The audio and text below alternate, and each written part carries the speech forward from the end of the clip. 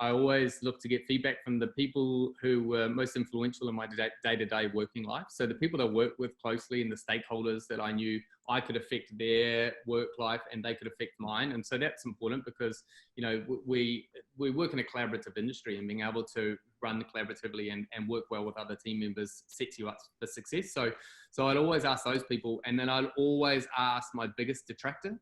So there'd always be someone in the agency who didn't like me, and which is totally fine.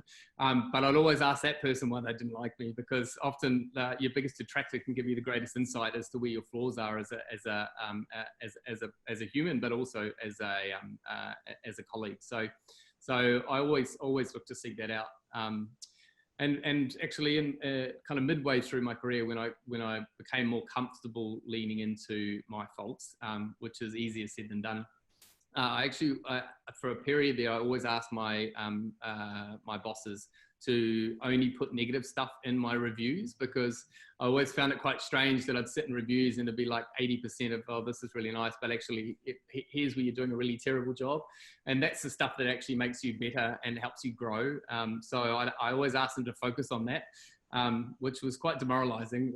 You come out the back of those and you'd need a stiff drink. But once you slept on it and woke up and made peace with it, you realize that kind of insight and information was incredibly powerful.